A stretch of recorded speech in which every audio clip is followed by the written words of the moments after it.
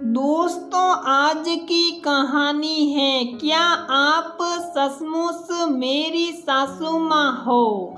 दोस्तों, कहानी शुरू करने से पहले अगर आपने हमारे चैनल को सब्सक्राइब नहीं किया है तो सब्सक्राइब कर लीजिए ताकि आपके पास पहुँचे हर नया वीडियो।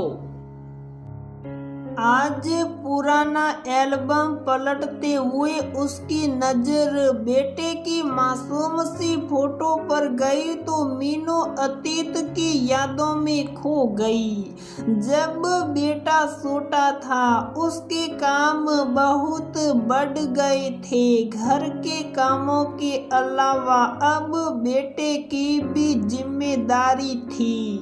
मीनू काम तो किसी तरह निपटा लेती पर आराम नहीं कर पाती। जब सारा काम खत्म करके वह सोने जाती तब तक बेटे की नींद पूरी हो चुकी होती और वह मम्मी के आंखों में अंगुली डालकर जबरन उसे उठाता।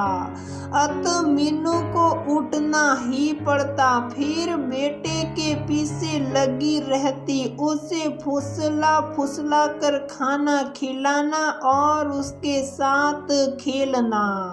मीनू का पूर दर्द करने लगता। सासू माँ उसके पास रहने के लिए आई। वह सुबह से रात तक मीनू को इतना सारा काम करते हुए देखकर बोली, बहू, मैं देख रही हूँ कि तुम पर काम का बोझ बहुत बढ़ गया है।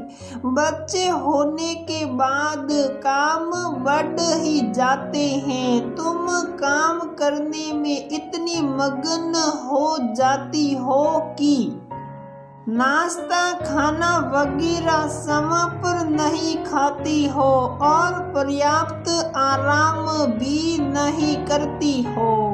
ये ठीक नहीं है। अगर तुम्हें गृहस्थी अच्छी तरह संभालनी है तो सबकी तरह अपना भी ख्याल रखो। तुम बीमार पड़ जाओगी तो कौन इन लोगों को संभालेगा।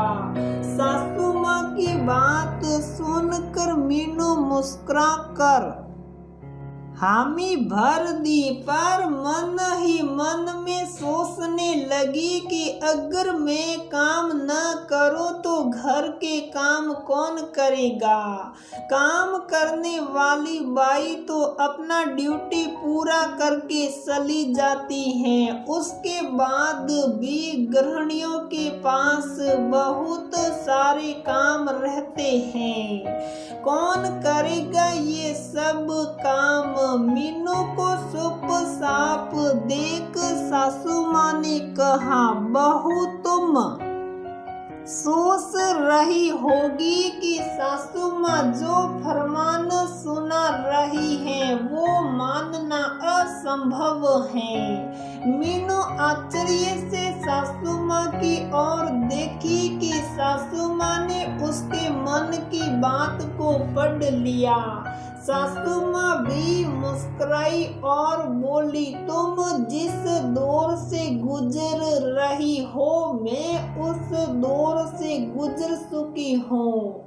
मैं भी खूब काम करती थी। रसोई के काम नियत समय पर निपटा लेती थी। उसके बाद घर की साफ सफाई करती।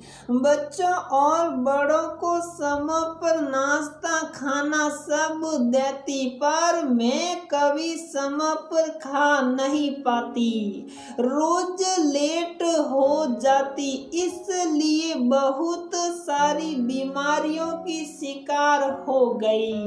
पर मैं तुम्हें वही गलती नहीं करने दूंगी। मीनू ने कहा, माँ, महेश तो सुबह उठकर ड्यूटी चले जाते हैं, रात में थके हारे आते हैं। सिको सोटा है, उसको नहलाना धुलाना वगैरह समय पर देना सब जरूरी है। सब मुझे ही तो करना है।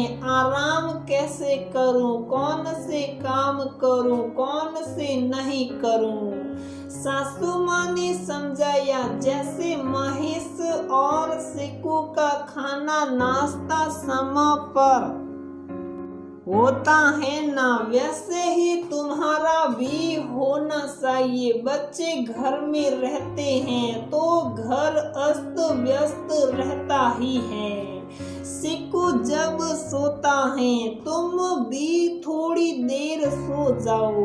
साफ सफाई रोज नहीं, सप्ताह में एक दिन करो। बस तुम थोड़ा बदलाव लाकर देखो, तुम पहले से अधिक स्वस्थ व खुश रहोगी। मीनू सासू माँ के गले लग गई। वह प्यार से बोली, क्या आप सचमुच मेरी सासू माँ हो?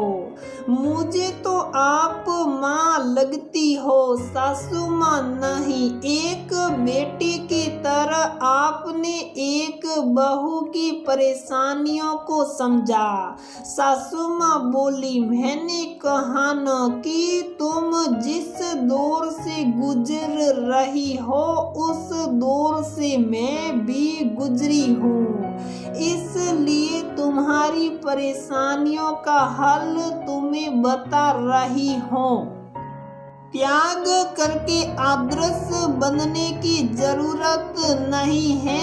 तुम्हें भी अपने हर पल को खुशियों से जीने का मन करता होगा ना, इसलिए जियो, हर पल का आनंद उठाओ। बेटे के बचपन की छोटी छोटी बातों को कैमरे में कैद करो।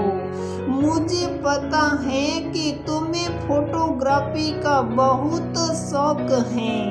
मीनू सोचने लगी कि अगर हर सास उसकी सासू माँ की तरह समझदार होती तो सास बहू के बीच भी माँ बेटी के समान आपसी समझ होती। पर हर कोई उसकी सासू माँ की तरह समझदार नहीं होती। वह खुश होकर बोली, माँ मैं आपकी बातों पर अमल जरूर करूँगी। मुझे आप जैसी माँ का साथ है तो मैं भी स्वस्थ व खुश क्यों न रहूं। मैं त्याग की देवी और सुगुण गृहिणी नहीं, मैं समझदार गृहिणी बनना चाहती हूँ, जिस घर में पुरानी पीढ़ी का अनुभव नई पीढ़ी को राह दिखाए।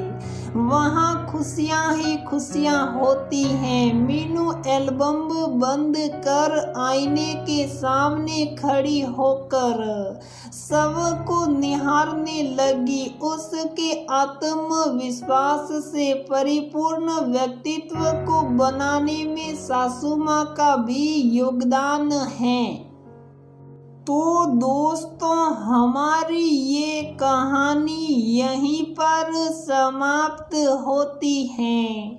अगर आपको हमारी ये कहानी पसंद आती है तो प्लीज़ वीडियो को लाइक करें, शेयर करें और हमारे चैनल को सब्सक्राइब ज़रूर करें।